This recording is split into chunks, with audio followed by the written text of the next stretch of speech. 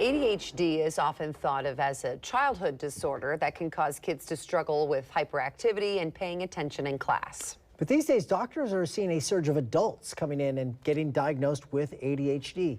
In today's Well-Being Revolution, Fox 12's Nora Hart investigates the recent trend. When you sit down to chat with Lucinda Bowman, it only takes a few moments before you realize you're talking with a high-achieving and highly educated woman. I became a speech pathologist in 1994.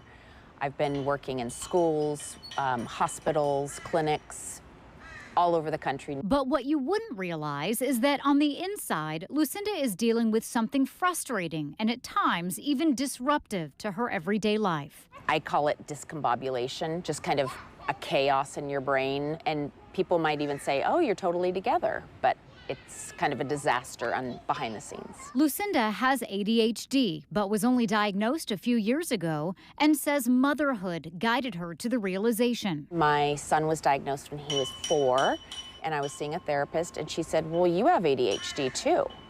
And I said, what?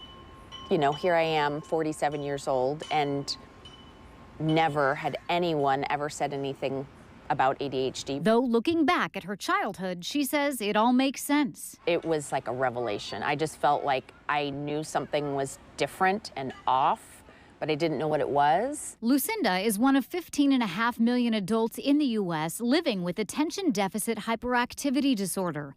And about half of adults with ADHD didn't receive a diagnosis until adulthood. The cases that I see where people struggle the most is job performance, right? In kids, obviously, it's school performance. Dr. Preetham Raj at Active Path Mental Health says more adults are being diagnosed with ADHD.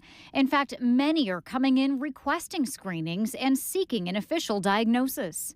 There are, interestingly, research that supports the actual diagnosis making a difference. Dr. Raj says it really skyrocketed during the pandemic. The interest is generated from curiosity of older adults going, hey, you know, was I missed in my childhood? Did I miss something because I'm struggling now? I think the pandemic itself changed the dynamics of society. He also says women tend to get diagnosed later in life because their symptoms present differently than men and are often internalized. Dr. Raj explains that in this fast-paced world we live in, the constant scrolling and never-ending news feeds are also playing a part in exacerbating ADHD symptoms. So that's why setting limits is very important with social media, I think, because it feeds that process of dopamine hit, dopamine hit, dopamine hit, and the brain craves it. He's also noticed the stigma around mental health diagnoses, including ADHD, is fading away, something Lucinda has also experienced.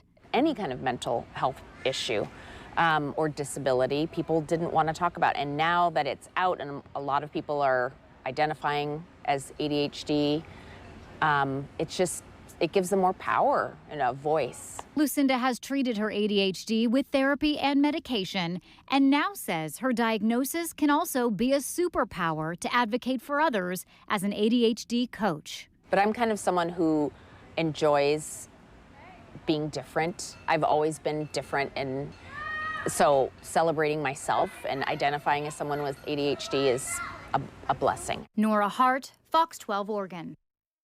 And Lucinda started a Facebook group to connect Portland area women who have ADHD. She's also part of the nonprofit CHAD, or Children and Adults with Attention Deficit Hyperactivity Disorder, which is a great resource. We have a link to both on the Fox 12 app. Just click on the Well-Being Revolution tab.